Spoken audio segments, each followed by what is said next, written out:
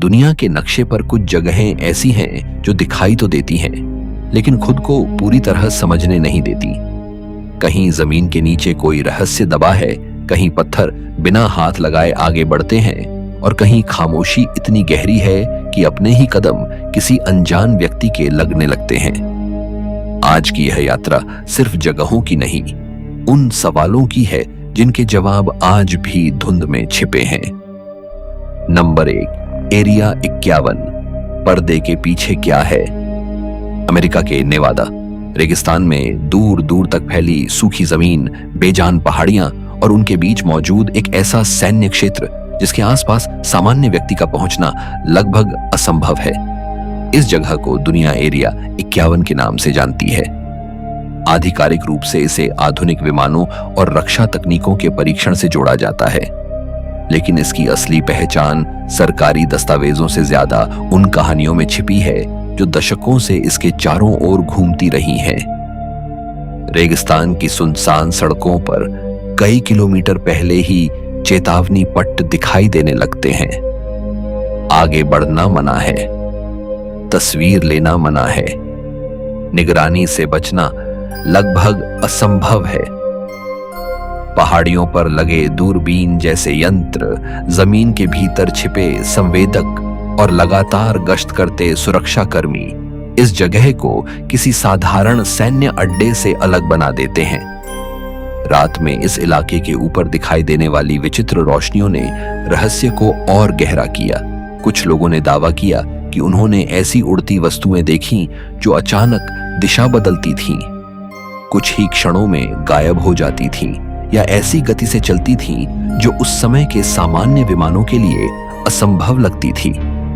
यह संभव है कि उनमें से कई गुप्त परीक्षण विमानों की उड़ानें रही हों। इतिहास में कई अत्याधुनिक विमान पहली बार यहीं परखे गए थे, लेकिन जब कोई सरकार वर्षों तक किसी स्थान का अस्तित्व ही स्पष्ट रूप से स्वीकार न करे तो खाली जगह को कल्पना भरने लगती है।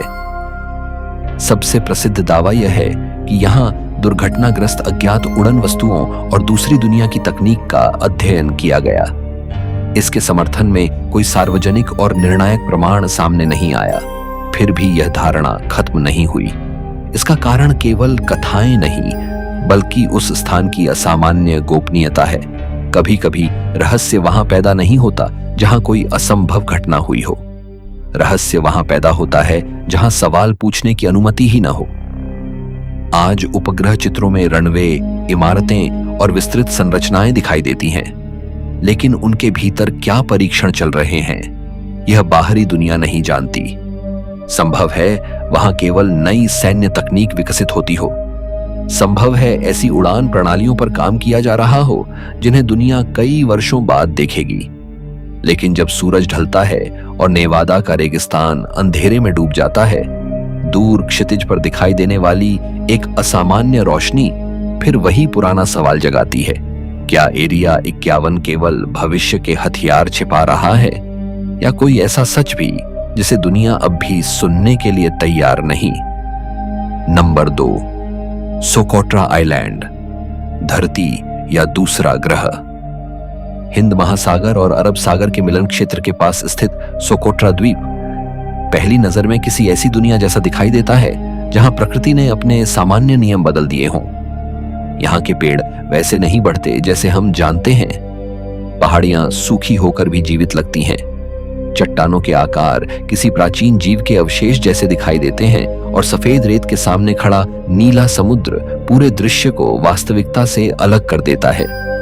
यह जगह रहस्यमयी इसलिए नहीं कि यहाँ कोई छिपा हुआ सैन्य अड्डा या प्राचीन मशीन मिली है, बल्कि इसलिए कि यहाँ का जीवन पृथ्वी के बाकी हिस्सों से इतना अलग है कि इसे देखकर मन अपने आप पूछने लगता है, यह सब इसी ग्रह पर कैसे विकसित हुआ?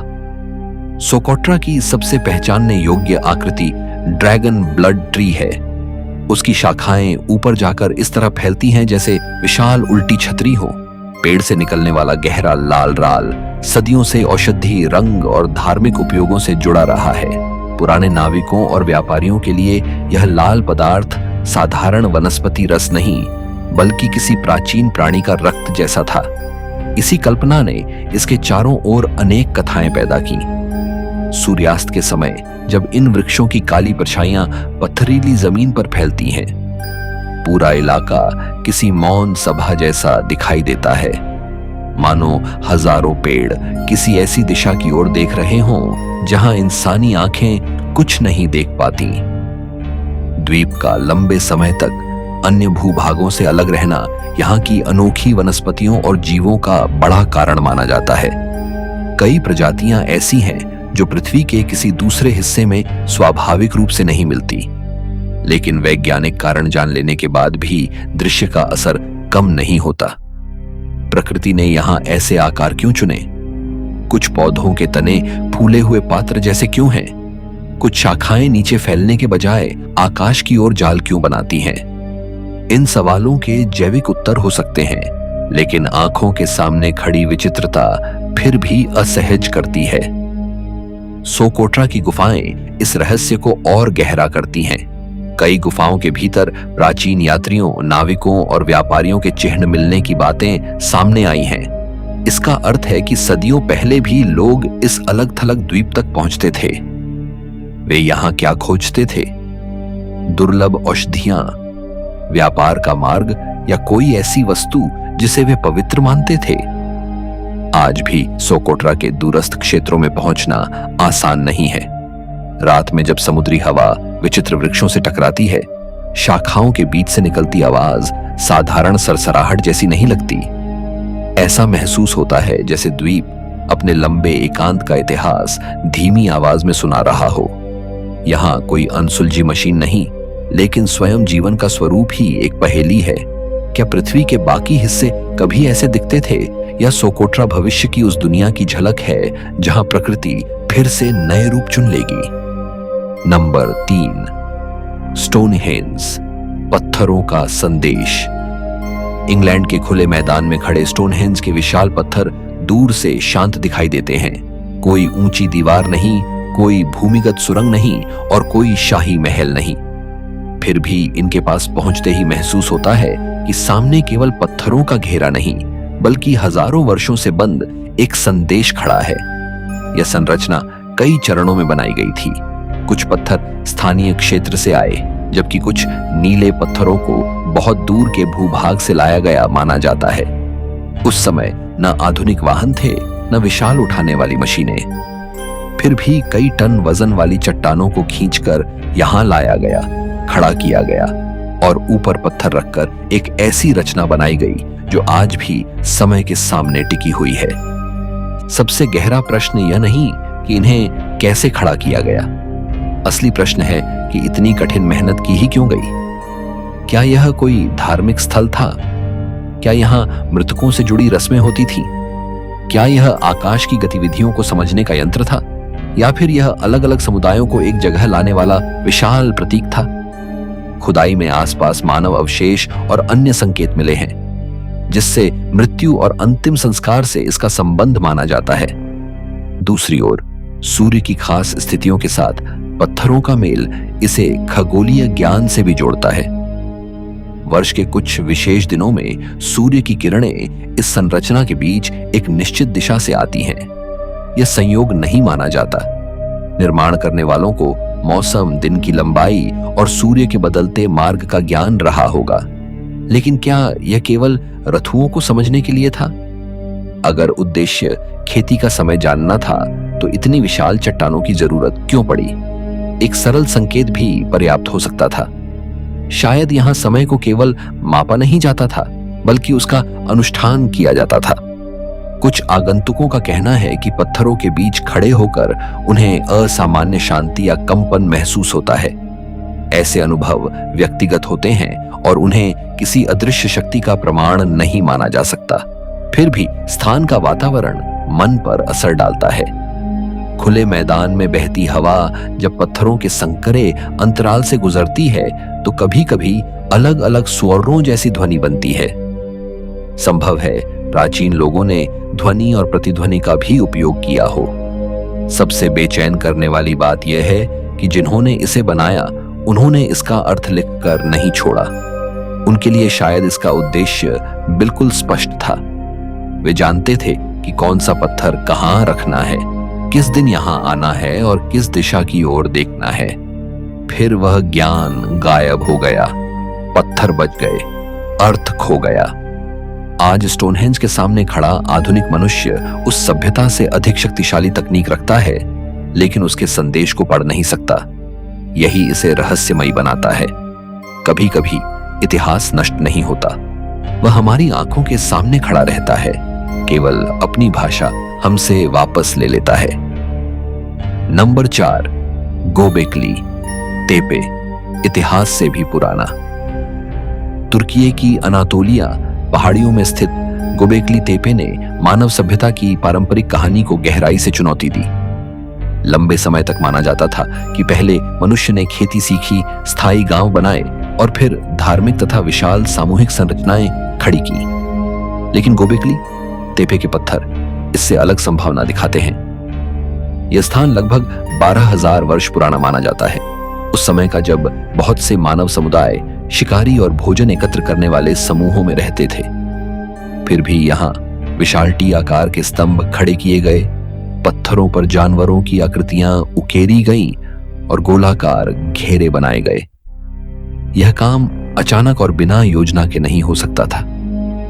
कई स्तंभों पर लोमड़ी, सांप, जंगली सूअर, बिच्छू और पक्षियों जैसी आकृतियां दिखाई देती हैं। कुछ स्तंभों पर हाथों और कमर जैसे मानवीय संकेत भी बने हैं, जिससे यह विचार सामने आता है कि शायद ये केवल पत्थर नहीं बल्कि प्रतीकात्मक मानव रूप थे। अगर ऐसा था तो वे किसका प्रतिनिधित्व करते थे? पूर्वजों का, देवताओं का, मृतकों का या किसी ऐसे वर्ग का जिसकी पहचान अब समाप्त हो चुकी है? यहां रहने वाले लोगों के पास लिखित भाषा नहीं थी, इसलिए हर आकृति मौन है। सांप केवल सांप था या खतरे का प्रतीक? गिद्ध मृत्यु से जुड़ा था या आकाश का दूत? बिच्छू किसी वास्तविक भय का संकेत था या तारों के किसी समूह का? जब कोई लिखित व्याख्या न हो तो हर चित्र कई अर्थों का दरवाजा खोल देता है। निर्माण की प्रक्रिया भी चौंकाती है। विशाल चूना पत्थर के खंडों को काटना, स्थान तक लाना और गोलाकार व्यवस्था में खड़ा करना सामूहिक श्रम मांगता था। इसका अर्थ है कि बड़ी संख्या में लोग किसी साझा उद्देश्य से एकत्र हुए। शायद धार्मिक विश्वास ने लोगों को बसाया नहीं, बल्कि लोगों का एकत्र होना ही आगे चलकर स्थायी जीवन और खेती की दिशा में ले गया। अगर यह संभावना सही है तो सभ्यता की शुरुआत भोजन की जरूरत से नहीं, किसी अदृश्य विश्वास से हुई हो सकती है। सबसे रहस्यमयी तथ्य यह है कि इस स्थान के कुछ हिस्सों को बाद में जानबूझकर मिट्टी और मलबे से भर दिया गया। इसे बस छोड़ नहीं दिया गया, बल्कि जैसे किसी ने ध्यानपूर्वक बंद किया हो। ऐसा क्यों? क्या पुरानी मान्यताओं का अंत हो गया था? क्या निर्माण करने वालों ने इसे भविष्य से छिपाना चाहा? या यह भराव किसी अनुष्ठान का अंतिम चरण था? गोबेकली तेपे का बड़ा हिस्सा लंबे समय तक जमीन के नीचे सुरक्षित रहा।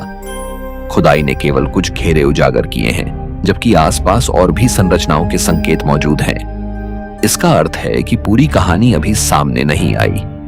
हर नया पत्थर पुराने निष्कर्ष को बदल सकता है। रात में इस पहाड़ी की कल्पना कीजिए, जब आसपास कोई नगर नहीं था, केवल अंधकार, आग की रोशनी और विशाल स्तंभों के बीच जमा लोग।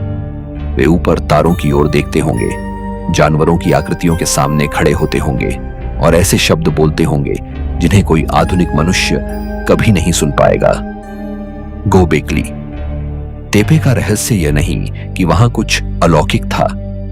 रहस्य यह है कि हम अपने ही पूर्वजों की क्षमता और विश्वास को शायद अब तक ठीक से समझ ही नहीं पाए हैं। नंबर 5, फेरी सर्कल्स, रेगिस्तान के रहस्यमयी घेरे। नामीबिया और दक्षिणी अफ्रीका के कुछ शुष्क क्षेत्रों में जमीन पर हजारों गोल खाली घेरे फैले दिखाई देते हैं। ऊपर से देखने पर ये इतने व्यवस्थित लगते हैं कि मानो किसी अदृश्य हाथ ने रेगिस्तान की सतह पर एक विशाल नक्शा बनाया हो। प्रत्येक घेरे के भीतर घास नहीं उगती, लेकिन उसके बाहरी किनारे पर वनस्पति अपेक्षाकृत घनी दिखाई देती है। कुछ घेरे छोटे हैं, कुछ कई मीटर तक फैले हैं और अनेक स्थानों पर वे एक दूसरे से लगभग नियमित दूरी बनाए रखते हैं। यही व्यवस्था उन्हें साधारण सूखे धब्बों से अलग करती है। स्थानीय कथाओं में इन्हें अदृश्य शक्तियों, आत्माओं या धरती के नीचे रहने वाले प्राणियों से जोड़ा गया। कुछ मान्यताओं में कहा गया कि ये देवताओं के पद चिन्ह हैं। कहीं इन्हें धरती की सांस लेने वाली जगह माना गया। वैज्ञानिक अध्ययन इन कथाओं से अलग दिशा में जाते हैं, लेकिन अब तक एक ही कारण पर पूर्ण सहमति नहीं बन पाई। एक प्रमुख विचार यह है कि भूमिगत दीमक वनस्पतियों की जड़ों को नुकसान पहुंचाते हैं, जिससे बीच का हिस्सा खाली हो जाता है। घास हटने के कारण पानी मिट्टी में अधिक समय तक टिकता है और किनारे की वनस्पति उस नमी का लाभ उठाती है। दूसरा विचार पौधों की आपसी प्रतिस्पर्धा से जुड़ा है। शुष्क क्षेत्र में पानी बहुत कम होता है। पौधे अपने आसपास की नमी खींचते हैं और समय के साथ ऐसे नियमित खाली क्षेत्र बन सकते हैं जिनके किनारे की घास अधिक मजबूत हो जाती है। संभव है अलग अलग क्षेत्रों में एक से अधिक प्रक्रियाएं मिलकर यह आकार बनाती हों, लेकिन रहस्य तब गहरा होता है जब इन घेरों की नियमितता देखी जाती है। प्रकृति में अव्यवस्था सामान्य है, यहां फिर भी दूरी, आकार और दोहराव किसी गणितीय व्यवस्था जैसा लगता है।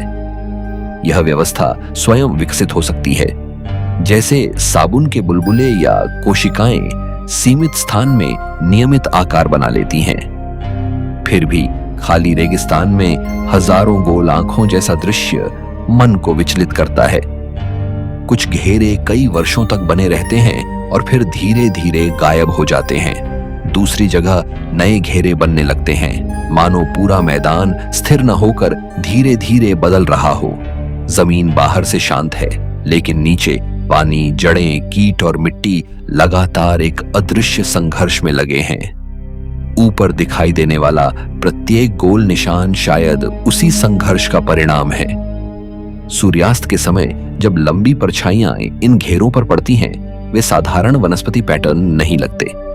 दूर तक फैले खाली वृत्त ऐसे दिखाई देते हैं जैसे धरती पर कोई संदेश अधूरा लिखा गया हो। वैज्ञानिक उत्तर हमें यह बता सकता है कि वे कैसे बनते हैं, लेकिन एक दूसरा प्रश्न फिर भी बचा रहता है। प्रकृति ने इतने कठिन वातावरण में जीवित रहने के लिए यही आकृति क्यों चुनी? शायद फेरी सर्कल्स का रहस्य किसी अदृश्य प्राणी में नहीं, बल्कि उस जटिल व्यवस्था में है जो बिना किसी वास्तुकार के स्वयं बन जाती है। और यही विचार सबसे अधिक बेचैन करता है। जिस रेगिस्तान को हम खाली समझते हैं, वह वास्तव में एक ऐसी गणना कर रहा है जिसे हम केवल ऊपर से बने गोल निशानों के रूप में देख पाते हैं। नंबर 6, सेलिंग स्टोन्स, चलते हुए पत्थर। कैलिफोर्निया की डेथ वैली में स्थित रेसट्रैक प्लाया एक विशाल, समतल और लगभग निर्जीव सूखी झील है। यहाँ दूर दूर तक फैली मिट्टी पर भारी पत्थर पड़े दिखाई देते हैं। असामान्य बात यह नहीं कि रेगिस्तान में पत्थर हैं। असामान्य यह है कि कई पत्थरों के पीछे लंबी, साफ और मुड़ी हुई रेखाएं बनी होती हैं। ये निशान बताते हैं कि पत्थर किसी समय जमीन पर खिसकते हुए आगे बढ़े। कुछ रास्ते सीधे हैं, कुछ अचानक मुड़ते हैं और कुछ पत्थर अलग अलग दिशाओं में चले गए प्रतीत होते हैं। वर्षों तक किसी ने इन पत्थरों को चलते हुए नहीं देखा था। लोग आते, नया रास्ता देखते, लेकिन गति का क्षण हमेशा गायब रहता। न पैरों के निशान, न किसी वाहन का चिन्ह और न ही ऐसी ढलान जो भारी चट्टानों को नीचे खींच सके। इससे अनेक कहानियां जन्मी। किसी ने तेज हवा को कारण माना, किसी ने चुंबकीय शक्ति को, और कुछ लोगों ने इसे अदृश्य ऊर्जा से जोड़ दिया। आखिरकार वैज्ञानिकों ने दुर्लभ परिस्थितियों में पत्थरों की गति दर्ज की। बारिश के बाद मैदान पर उथला पानी जमा होता है। ठंडी रात में उस पर बहुत पतली बर्फ बन सकती है। सुबह तापमान बढ़ने पर बर्फ बड़ी चादरों में टूटती है। हल्की हवा इन बर्फीली चादरों को धीरे धीरे धकेलती है और उनके साथ फंसे पत्थर गीली मिट्टी पर सरकने लगते हैं। गति इतनी धीमी हो सकती है कि दूर खड़ा व्यक्ति उसे तुरंत महसूस भी न करे। इससे रहस्य का बड़ा हिस्सा समझ में आ गया, लेकिन दृश्य की विचित्रता समाप्त नहीं हुई। कई वर्षों तक सही मात्रा में पानी, ठंड, बर्फ और हवा का एक साथ मिलना जरूरी होता है। यानी पत्थर किसी भी रात नहीं चलते, वे लंबे समय तक स्थिर रह सकते हैं और फिर किसी दुर्लभ सुबह अपनी जगह बदल देते हैं। जब कोई व्यक्ति बाद में वहां पहुंचता है, उसे केवल परिणाम दिखाई देता है, पत्थर और उसके पीछे छूटा रास्ता। सबसे असहज बात यह है कि अलग अलग पत्थरों की रेखाएं एक दूसरे को काटती हैं। कहीं दो चट्टानें साथ चलीं और फिर अलग हो गईं। कहीं पत्थर ने दिशा बदली, कहीं रास्ता लंबा है लेकिन चट्टान अंत में दिखाई ही नहीं देती, संभवतः हटाई जा चुकी होती है। इन निशानों को देखकर अनायास लगता है जैसे रात में मैदान पर कोई मौन यात्रा हुई हो। रेस ट्रैक प्लाया की सतह पर खड़े होकर चारों ओर देखें तो कोई पेड़ नहीं, कोई इमारत नहीं और कई बार कोई दूसरा व्यक्ति भी नहीं दिखाई देता। ऐसी खामोशी में वैज्ञानिक कारण जानने के बाद भी मन कल्पना करने लगता है, वह पत्थर कब चला होगा? क्या उस समय चांद निकला था? क्या बर्फ की पारदर्शी परत के नीचे वह धीरे धीरे सरक रहा था, जबकि पूरा रेगिस्तान बिल्कुल मौन था? सेलिंग स्टोन्स हमें याद दिलाते हैं कि किसी रहस्य का समाधान मिल जाने से उसका प्रभाव हमेशा खत्म नहीं होता। कभी कभी वास्तविक प्रक्रिया कल्पना से भी अधिक विचित्र होती है। यहाँ पत्थरों को किसी आत्मा ने नहीं चलाया, उन्हें पानी, बर्फ और हवा ने चलाया। तीन साधारण चीजों ने मिलकर ऐसा दृश्य बनाया जो सदियों पुरानी किसी अनदेखी शक्ति का निशान लगता है। नंबर 7, मोएराकी बोल्डर्स, समुद्र के पत्थर अंडे। न्यूजीलैंड के कोए समुद्र तट पर रेत के बीच फैले मोएराकी बोल्डर्स पहली नजर में प्राकृतिक चट्टानें नहीं लगते। वे लगभग गोल हैं, विशाल हैं और कई जगहों पर एक ही तट पर कतार में दिखाई देते हैं। कुछ आधे रेत में दबे हैं, कुछ लहरों के बीच अकेले खड़े हैं और कुछ टूट चुके हैं, जिनके भीतर जाल जैसी रेखाएं दिखाई देती हैं। धुंधली सुबह में ये गोल चट्टानें किसी विशाल जीव के अंडों, प्राचीन युद्ध के गोलों या ऐसी मशीनों के हिस्सों जैसी लग सकती हैं जिन्हें समुद्र ने हजारों वर्षों तक छिपा कर रखा हो। स्थानीय माओरी परंपराओं में इन पत्थरों से जुड़ी कथाएं मिलती हैं। एक कथा में इन्हें समुद्री यात्रा के दौरान बिखरे भोजन पात्रों या टोकरी के अवशेषों से जोड़ा जाता है। ये कहानियां केवल कल्पना नहीं, बल्कि उस भूदृश्य को सांस्कृतिक अर्थ देने का तरीका है। जब किसी स्थान पर ऐसे आकार मिले जो सामान्य अनुभव से बाहर हों, तो मनुष्य उन्हें कहानी के भीतर रखकर समझने की कोशिश करता है। भूवैज्ञानिकों के अनुसार ये चट्टानें प्राकृतिक कंक्रीशन हैं। लाखों वर्ष पहले समुद्र तल की मिट्टी में किसी छोटे केंद्र के चारों ओर खनिज जमा होने लगे। धीरे धीरे परतें बढ़ती गईं और गोलाकार ठोस संरचनाएं बन गईं। बाद में आसपास की नरम चट्टान समुद्री कटाव से हटती गई और ये कठोर गोल पत्थर तट पर प्रकट हो गए। यह प्रक्रिया अत्यंत धीमी थी, इतनी धीमी कि मानव जीवन की तुलना में लगभग स्थिर लगती है। लेकिन वैज्ञानिक व्याख्या सुनने के बाद भी प्रश्न बचता है कि ये इतने गोल कैसे बने।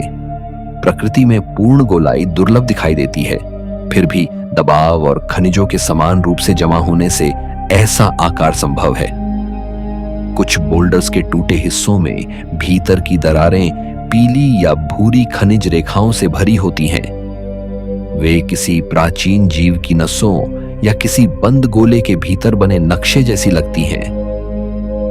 समुद्र लगातार इनके चारों ओर की रेत हटाता और वापस जमा करता रहता है, इसलिए एक ही पत्थर अलग मौसम में अलग रूप में दिखाई दे सकता है।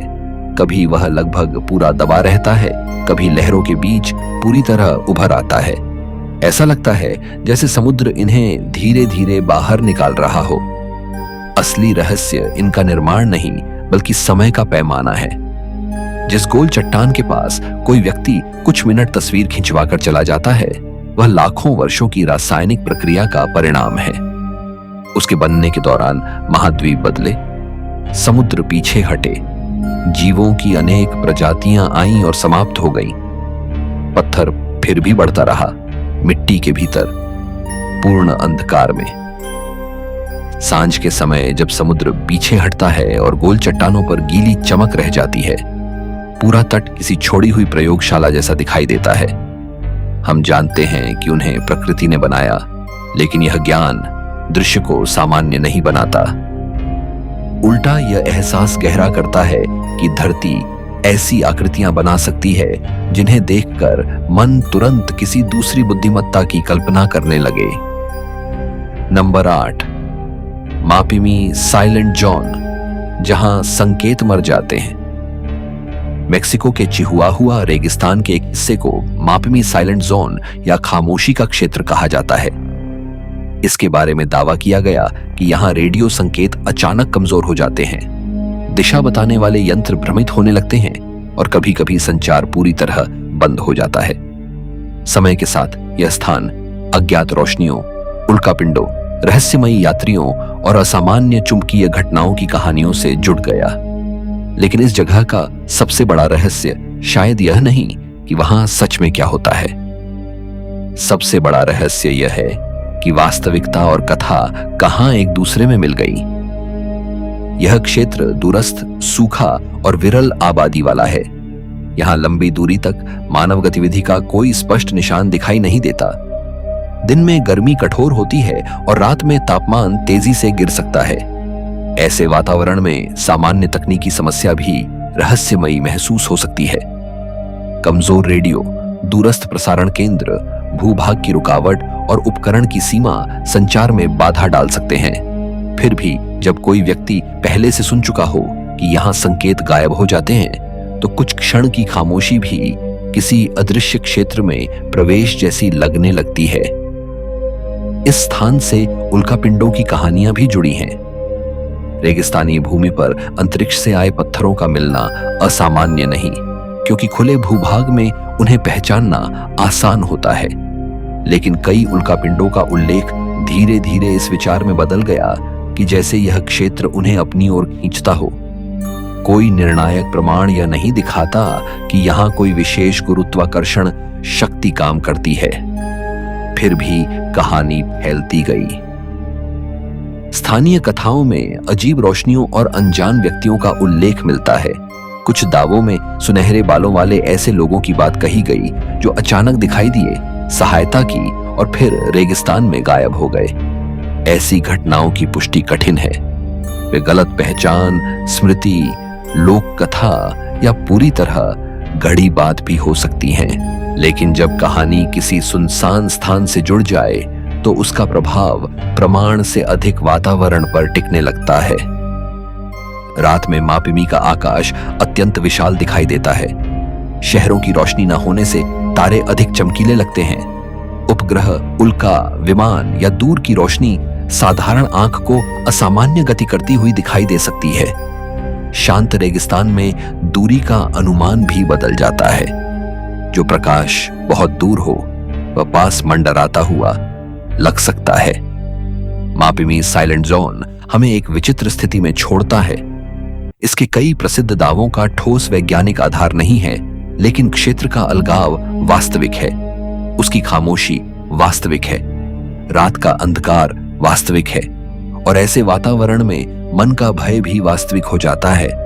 शायद वहां कोई अदृश्य चुंबकीय दीवार नहीं, शायद रेडियो हमेशा बंद नहीं होते। फिर भी जब किसी व्यक्ति का यंत्र अचानक शांत पड़ जाए और सामने केवल काली पहाड़ियां दिखाई दे, तो तर्क कुछ क्षणों के लिए कमजोर पड़ सकता है। उसे लगेगा कि वह केवल रेगिस्तान में नहीं, दुनिया के उस हिस्से में खड़ा है जहां सामान्य नियम थोड़ी देर के लिए अपनी पकड़ ढीली कर देते हैं। नंबर 9, आओकिगाहारा फॉरेस्ट, खामोशी जो पीछा करे। जापान में माउंट फूजी के उत्तर पश्चिमी हिस्से के पास फैला आओकिगाहारा जंगल बाहर से बेहद सुंदर दिखाई देता है। घने पेड़, काई से ढकी जमीन, ज्वालामुखीय चट्टानें और संकरे प्राकृतिक रास्ते इसे किसी प्राचीन वन जैसा रूप देते हैं। लेकिन इसके भीतर कुछ ही दूरी तक जाने पर बाहरी दुनिया की आवाजें तेजी से कम होने लगती हैं। पेड़ों की मोटी परत, असमान लावा भूमि और घनी वनस्पति ध्वनि को सोख लेती है। परिणाम स्वरूप जंगल में ऐसी खामोशी महसूस होती है जो सामान्य शांति से अलग है। यह जंगल सदियों पहले माउंट फूजी के लावा प्रवाह पर विकसित हुआ।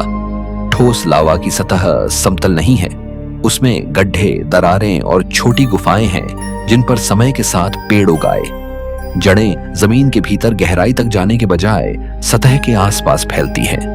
कई स्थानों पर वे काली चट्टानों को इस तरह जकड़े दिखाई देती हैं जैसे कोई विशाल हाथ जमीन से बाहर निकल रहा हो। घने जंगल में दिशा पहचानना कठिन हो सकता है। चारों ओर एक जैसे तने, काई और चट्टानें दिखाई देती हैं। चिह्नित मार्ग से हटने पर कुछ ही मिनटों में व्यक्ति भ्रमित हो सकता है। इसी कारण कई लोग वापस लौटने के लिए रस्सी या फीता बांधते रहे हैं। दिशा बताने वाले यंत्रों के बारे में कई बढ़े चढ़े दावे किए जाते हैं। कुछ क्षेत्रों में ज्वालामुखी चट्टानें उपकरणों को प्रभावित कर सकती हैं, लेकिन सामान्य कंपास हर जगह पूरी तरह निष्क्रिय हो जाए, ऐसा मानना सही नहीं। असली खतरा तकनीक से अधिक घने और दोहराव वाले भूदृश्य का है।